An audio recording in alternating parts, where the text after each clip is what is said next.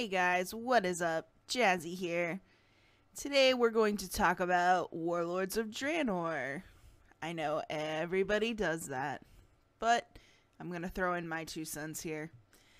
So, as far as Warlords of Draenor as a whole, I don't think it was a horrible expansion, or is a horrible expansion, rather.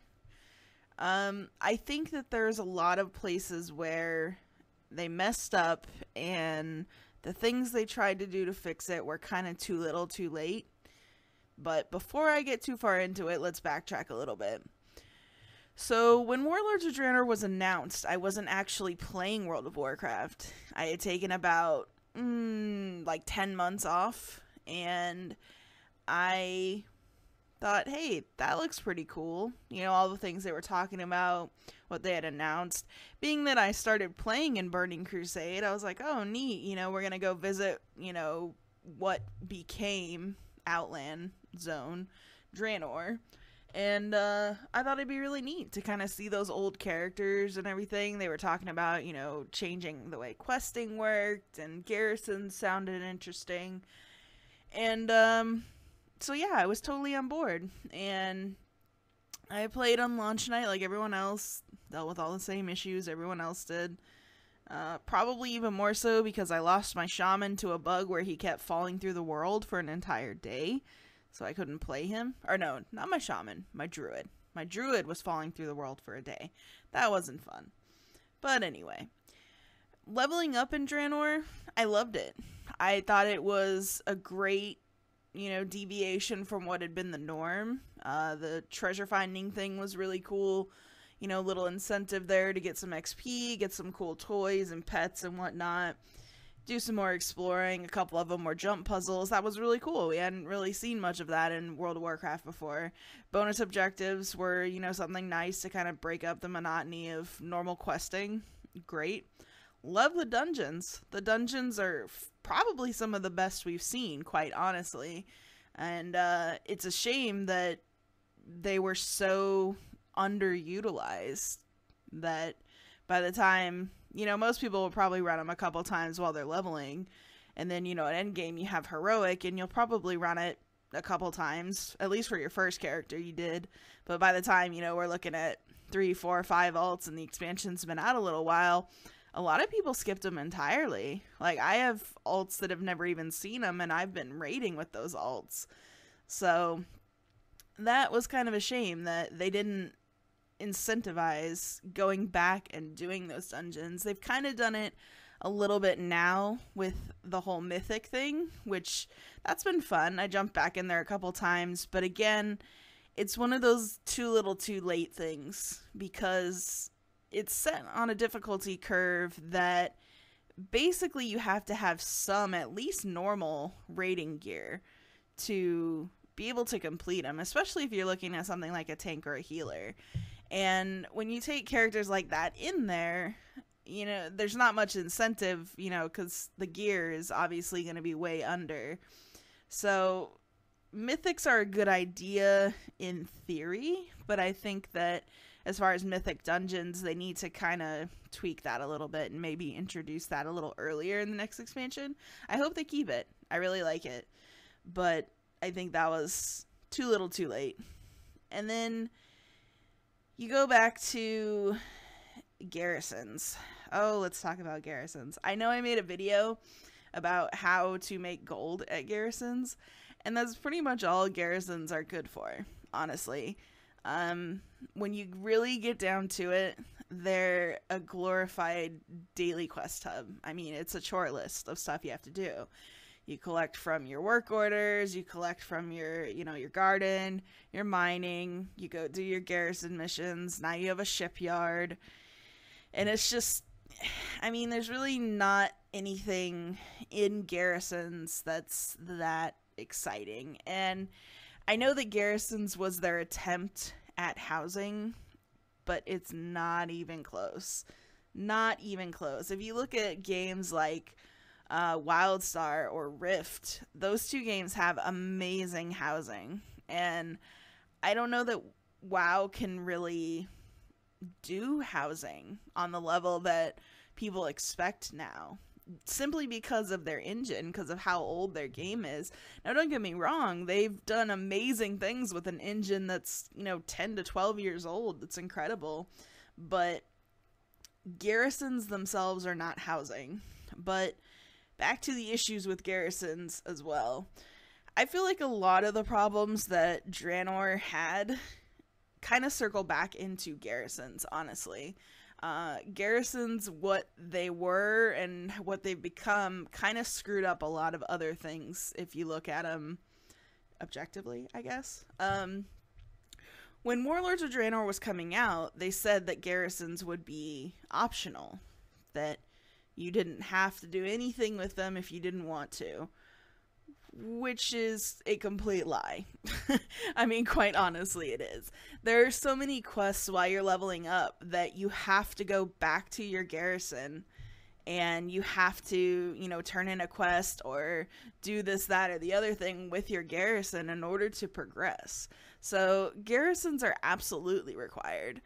Even more so now because they added in 6.2 the shipyard, and you can't even get to Tanan unless you have a level 3 garrison, and then you have to start the shipyard quest. So you would completely miss out on a whole chunk of content. And then beyond that, they've made it so you have to, do all these things in Tanan to get your flying in Draenor now. So they kind of solidified even more that, yes, you absolutely have to do a garrison.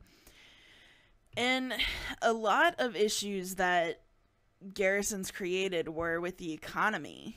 And we all know that. Gatherers were completely screwed in this expansion because of, the whole mining thing, the herb garden, being able to, get your own ore and herbs and all that stuff without having the profession caused the market to become flooded, and it's still flooded to this day. I know that they've gone in and tweaked, how many you get from each one, how much you can harvest out of each one. But the fact that it exists still, over floods the market, and it just makes for a really crappy economy. And then from there, it trickles down. The fact that they have, a cooldown on the item that you need to make the best gear at the time, the upgrade pieces, the armor and the weapons, and then you could only do it once a day, and they were soulbound. That's the biggest thing that kind of boggled my mind. And you couldn't make crafted items kind of like when you wanted to on a whim, basically. So you had the problem of those crafted items being crazy, crazy expensive. And you needed that gear at the point, when those raids were first coming out, people needed that gear. So you had, entry level gear that was 50, 60, 70,000 gold. Now, don't get me wrong, one thing I really did like about the crafting that they did was the fact that you could upgrade it. On my shaman, I've used a weapon and a ring and upgraded it every tier that I could so far. And I've enjoyed having that because it's nice to get that little, bonus, especially if you can get it right towards the beginning. That's really nice. But the economy in WoW really suffered quite a bit for garrisons. The economy and crafting and gatherers all suffered for it. And then the other problem that we run into, well, not really a problem, but something that I just was kind of surprised, is that the garrison missions are not engaging. At all. You click a button. Most of us have add-ons that, do things automatically, like autocomplete, and, they'll tell you what team is best for a mission. So it's like you don't even really have to spend your time figuring out, okay, I should send this follower with this one, with this one. There's no, little mini game there because you just click a button with an add-on, and it's like, okay, these 3 are the best, and then you click another one to send them out. So that in of itself is kind of, I don't know. It's not that great. It's really not. And then The other thing that I found kind of interesting was the Savage Bloods being needed for pretty much everything, but in order to get enough for most crafted things, you had to have a barn. You had to. I mean, you could buy them with the primal spirits, but that just wasn't enough.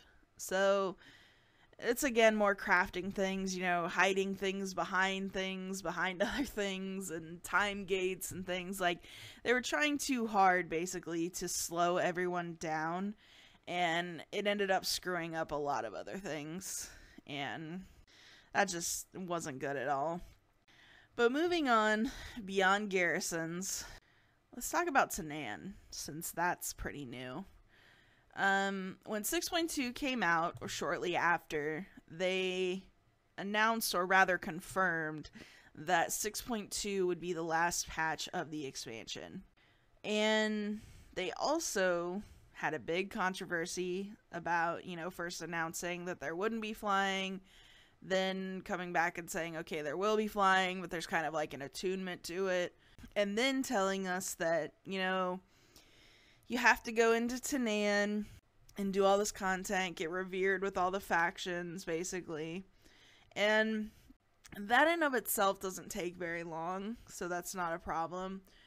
But the fact that 6.2 is the last patch of the expansion, and they're releasing Tanan, now in June, July, kinda is concerning to me, and is a reason why I'm considering letting my subscription lapse at the end of this month.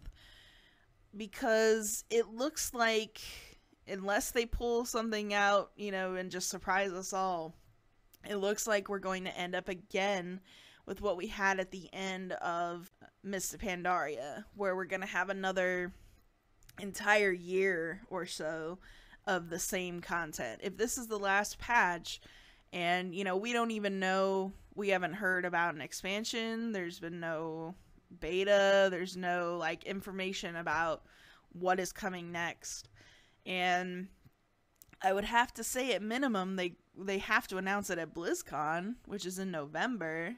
So, I mean, we're still looking at another 4 months away, at least, before we even hear about an expansion, let alone get a beta, which I would assume would probably be at least another, 5 to 6 months after that, which is usually about how long their betas are, anywhere from 5 to 6 months. And then that would put us at next summer. So, I mean, we're looking at almost another year of the same content, and that's a little disheartening to me, honestly. Beyond the fact that 6.2 was definitely the biggest patch that Draenor has seen yet, obviously. 6.1 was pretty much, bug fixes. It added a few features like the selfie camera and the Twitter integration and all that. But it wasn't really a content patch. I mean, it unlocked Blackrock Foundry. Well, no, actually, that came out slightly before that. But, yeah, it was pretty much, bug fixes and tweaks and things like that. So, 6.2 is basically the only content patch we've gotten in all of Draenor. And the other thing to keep in mind is that we paid $10 more for this expansion than we've paid for any other expansion.